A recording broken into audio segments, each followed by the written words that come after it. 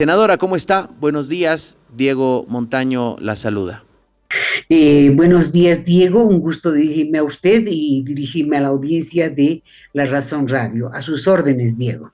Bueno, senadora, me imagino que lo ha escuchado al ministro de Justicia, César Siles, diciendo y desahuciando el proyecto de ley que aprobaron en el Senado. Usted fue la proyectista el pasado miércoles. ¿Cómo recibe esto? ¿Es inconstitucional el proyecto de ley?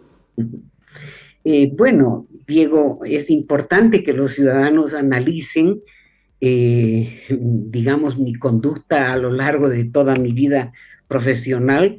Yo nunca podría presentar un proyecto de ley que sea inconstitucional. Eso es absurdo, no, pero aparte de eso, yo sinceramente creo que el señor ministro ha olvidado lo que la Constitución establece, que dice que se presume la constitucionalidad mientras no se declare la inconstitucionalidad. O sea, nadie, ningún ciudadano puede decir esta ley es inconstitucional, no la voy a cumplir. Supongamos, cosa que no es evidente, que este proyecto tuviera algún vicio que pueda establecer la inconstitucionalidad. ¿Qué quiere decir inconstitucionalidad? Un conflicto entre la norma y la Constitución. Y ninguna norma puede ir sobre la Constitución. Entonces, si fuera así, lo que correspondería es que el señor ministro tendría que presentar una acción de inconstitucionalidad para que una vez que se declare él pueda decir que es inconstitucional. Pero, ¿por qué le digo a usted que no es inconstitucional este proyecto de ley? En primer lugar, usted y la ciudadanía saben que desde el 2 de enero del pasado año, del 2023, no hemos tenido tribunal constitucional. Hemos tenido unos usurpadores que han ejercido ilegal e ilegítimamente la magistratura. Entonces, todo lo que estos señores hubieran emitido está viciado de nulidad. Entonces, nosotros, como miembros de la Asamblea Legislativa, tenemos, conforme establece la Constitución, la facultad de interpretar, no solamente legislar, sino interpretar. Y en este caso, con esa facultad, estamos dando esa interpretación y estamos estableciendo, no estamos yendo contra ninguna sentencia que hubiera adquirido la calidad de cosa juzgada. Ni siquiera estamos yendo contra la Declaración Constitucional 049.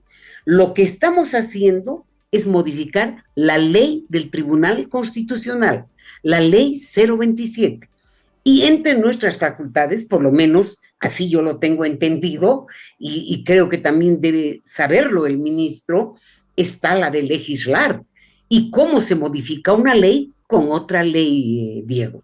Entonces, acá no existe duda sobre la constitucionalidad del proyecto que ha sido aprobado en el Senado. Ahora, senadora, usted dice esto para decir que algo es inconstitucional debe pasar por un control de constitucionalidad.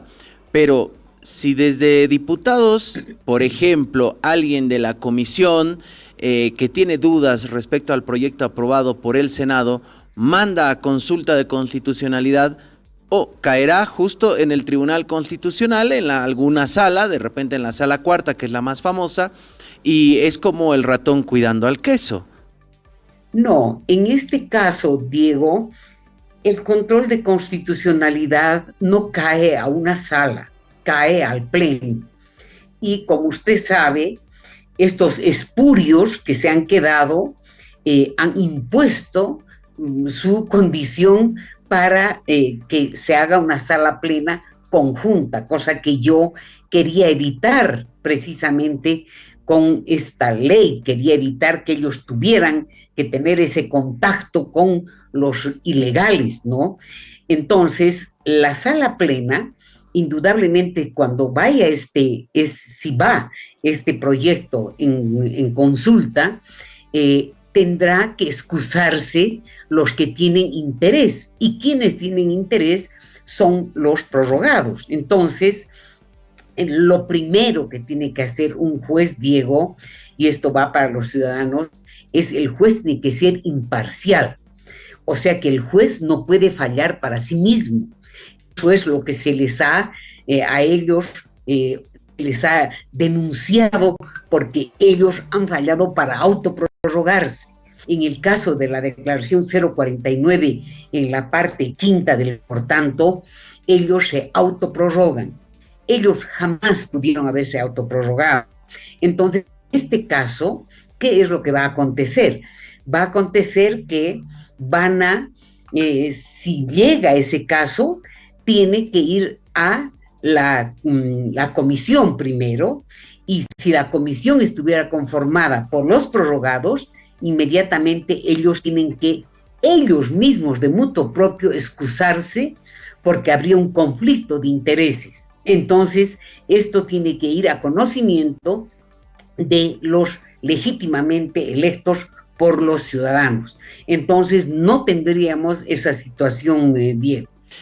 Senadora, con todos los antecedentes que han demostrado estos 5 magistrados autoprorrogados, en especial 2, pero finalmente se quedaron 5, ¿usted cree que se van a excusar o existe alguna normativa que los obligue a excusarse? Porque como usted mismo dijo, ellos fueron juez y parte en determinado momento cuando dijeron nos autoprorrogamos la primera vez, es decir, en diciembre del 2023, y en noviembre del 2024, cuando partieron a la mitad las elecciones judiciales y dijeron no se van a elegir a nuestros sucesores. Bueno, Diego, en este caso, yo le estoy hablando desde el punto de vista de lo que debe ser. Eso es lo que debería ser, que ellos se excusen, pero también acá está de por medio lo que vayan a hacer los legítimos. O sea, es muy importante que nosotros como ciudadanos les demos todo el respaldo a los legítimos para que ellos puedan asumir esa competencia y ellos puedan exigir, o sea, ellos, si es preciso, abandonarán la sala si ellos no hubieran presentado su excusa de manera voluntaria por tener un conflicto de intereses. De todos modos, Diego, de gente sin escrúpulos como son estos 5 señores que están ahí, indudablemente se puede esperar todo. Por esa razón, Diego, es que yo también he presentado un otro proyecto de ley que está en la Comisión de Constitución y de Justicia Plural para análisis, donde ya estamos convocando a las elecciones, Diego. O sea, nosotros, como se dice, nos estamos curando antes de enfermarnos, porque sabemos con qué clase de gente estamos tratando. Se trata de personas, de delincuentes que están cometiendo un delito consecutivo desde el 2 de enero del 2024. Senadora, ahora está esto en manos de la Comisión de Constitución de Diputados, después tendría que pasar por justamente el Pleno de la Cámara Baja. ¿Qué cree que va a ocurrir por allá? ¿Será que se aprueba finalmente este proyecto de ley y que el Ejecutivo lo promulga? Yo creo que sí. ¿Y sabe por qué, Diego? Porque en primer lugar ha sido aprobado por mayoría absoluta el proyecto, es decir, que todas las fuerzas políticas han votado en el Senado por este proyecto, y usted sabe que en el Senado hay arcistas, hay edistas, hay mesistas, hay antimasistas, creemos, todo, pero todos, absolutamente todos, han votado por la aprobación. ¿Pero por qué? Porque este no es un proyecto político, este es un proyecto que tiene que ver con la defensa de la democracia, Diego. O sea, en este momento, nuestro país es uno de los países que tiene peor calificación en el aspecto jurídico, yo diría en toda América o quizás en el mundo entero, porque en Bolivia se ha dado un golpe de Estado al sistema judicial.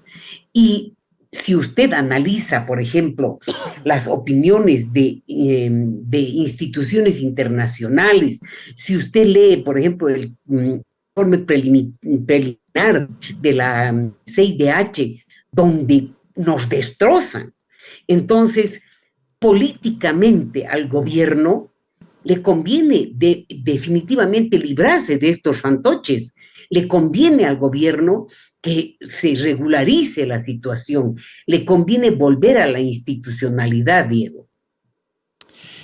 Sin embargo, cuando lo escuchamos al ministro Siles, parece que los defiende, ¿no? Y dice, lo que pasa con este proyecto de ley es que caeríamos en un no Estado de Derecho, porque no puede trabajar el Tribunal Constitucional con solo 4 magistrados o el Tribunal Supremo. Bueno, del Tribunal Supremo de Justicia la verdad que mucho no hacen referencia porque son solo 2. Donde tienen la mayoría los autoprorrogados es en el Tribunal Constitucional y ahí definen quién va a ser el presidente del Tigre, quién se queda con la sigla del MAS, quién puede o no participar de una elección. Pero decía el ministro que se entraría en un estado de no derecho y que es imposible que funcione el Tribunal Constitucional con 4 magistrados. Pues yo le invito al señor ministro a leer la ley del Tribunal Constitucional y a leer la Constitución, y que el señor ministro nos haga el favor de decir si algún artículo de la Constitución dice con cuántos va a funcionar el Tribunal Constitucional. La Constitución dice que son 9, pero en ningún momento dice no funcionará con 3, no funcionará con 2, etcétera. Es la ley del Tribunal Constitucional la que establece eso. ¿Y precisamente por qué? Porque el legislador ha sido sabio cuando ha puesto eso en la Constitución. ¿Y sabe por qué ha puesto, Diego? Porque nosotros, como Tribunal Constitucional que estábamos en ese momento cuando había la constituyente, nosotros presentamos nuestra propuesta. Y precisamente vimos la grave dificultad que había modificar la Constitución. Y por esa razón, solo estos aspectos se pusieron en la ley, Diego, porque la Constitución no puede, pues, desmenuzar. La Constitución va a darnos el marco constitucional en el que se van a encajar, digamos, hacia el ciudadano en términos sencillos, todas las leyes. Eso es lo que hace la Constitución. Y en este caso, la que establece todos esos aspectos ya de trabajo y demás es la ley del Tribunal Constitucional, y en los aspectos jurisdiccionales ya el Código Procesal Constitucional. Entonces, Diego, yo sinceramente quisiera tener un debate con el señor ministro para que él pudiera mostrarme qué artículo de la Constitución establece que no puede funcionar con 2, con 3. Es más, yo he trabajado sola en el Tribunal Constitucional y con todo el equipo de abogados que tenía, hemos preparado más de 1000 sentencias para los que vinieron después puedan inmediatamente trabajar.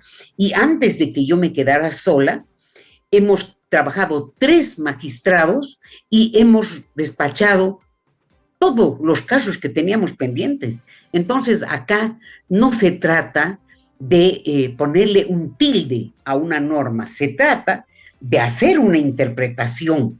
¿Y cómo hacemos la interpretación? Con la facultad que nos da la propia Constitución. A nosotros, Asamblea Legislativa, no es una ley la que nos dice cómo vamos a trabajar, es la Constitución la que dice que podemos interpretar la ley y demás. Entonces, acá no hay duda, Diego. Yo lamento profundamente que el señor ministro, él es un abogado que yo lo respeto y me parece muy extraña la conducta de él. Es más, no creo que este criterio sea compartido por el órgano ejecutivo. Yo creo que ha sido un desliz del señor ministro. Bien, estaremos atentos, senadora. No puedo dejar pasar la oportunidad de tenerla para preguntarle respecto a la ley de redistribución de escaños que fue aprobada el viernes pasado en diputados, ahora llega a la Cámara de Senadores. usted es senadora por Chuquisaca, un departamento que perderá un diputado plurinominal. De hecho, un colega suyo ha iniciado una huelga de hambre ayer en instalaciones del Senado, rechazando esta ley de redistribución de escaños. ¿Qué ocurrirá en el Senado? ¿Tienen ya convocatoria a sesión para tratar este tema? Porque hay un ultimátum que vence mañana, que viene del Tribunal Supremo Electoral para que presenten la ley o se promulgue la ley de redistribución de escaños y no afecta a las elecciones del 10 de agosto. Bueno, lo primero que quiero decir a la ciudadanía, Diego, es que yo respaldo plenamente la decisión de Santiago. Es más, él me invitó a sumarme al proyecto, pero a mí me parecía una irresponsabilidad poder hacer una huelga de hambre con la edad que yo tengo. Yo el mes que viene voy a cumplir 76 años, Diego. Entonces sería más un teatro que yo entre a la huelga y en menos de 24 horas esté fuera de la huelga, primero. En segundo lugar, yo pienso que yo puedo hacer mucho más desde fuera que en la huelga. Entonces, pero respaldo plenamente, le deseo fortaleza a Santiago.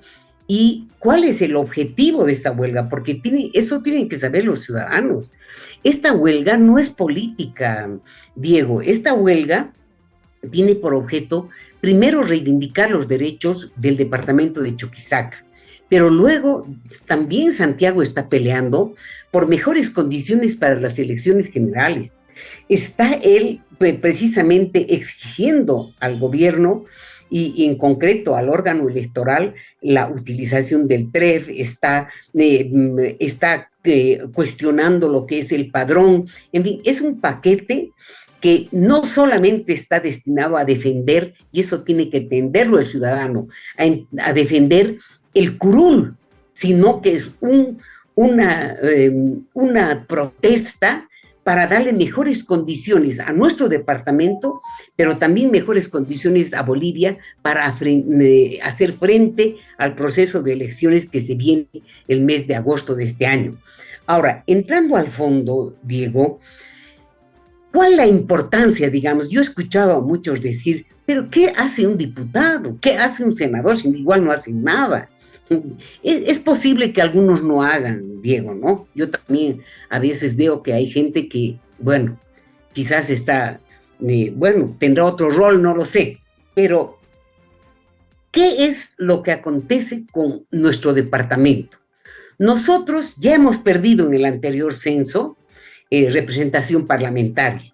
¿Y eso qué significa? Que cada día tenemos menos peso político, Diego. Y eso afecta en todo lo que es la inversión pública, porque a ningún gobierno, y no estoy hablando contra este gobierno, a ningún gobierno le interesa un territorio que no significa nada, gane o pierda en Chuquisaca un gobierno, igual con que gane La Paz, Santa Cruz y Cochabamba, él ya se hizo del gobierno. Entonces todos los otros 6 pequeños somos, como se dice, un piojo tuerto, o sea, no tenemos mayor significación. Pero entonces nosotros, ¿qué es lo que habíamos pensado con Santiago? Nosotros, desde que hemos sido electos, incluso cuando nos hemos presentado, en nuestra propuesta que hemos hecho, lo primero que hemos visto era qué íbamos a hacer con el pacto fiscal, porque nosotros somos conscientes de que somos un departamento expulsor de recursos humanos. Nosotros los formamos en nuestra universidad, que es una de las mejores de Bolivia, y ¿qué hacemos? Los lanzamos porque no les damos fuentes de empleo. Entonces, nosotros a partir del 2020 hemos empezado con una estrategia, hemos remitido notas al gobernador, al alcalde, a la universidad, diciéndoles qué deberíamos hacer antes del censo, durante el censo y post-censo. Pero bueno, en el fondo casi nadie nos ha dado importancia. El rector tomó algunas medidas, que incluso ha habido gente que se ha quejado y demás. Pero, ¿qué estamos haciendo en este momento?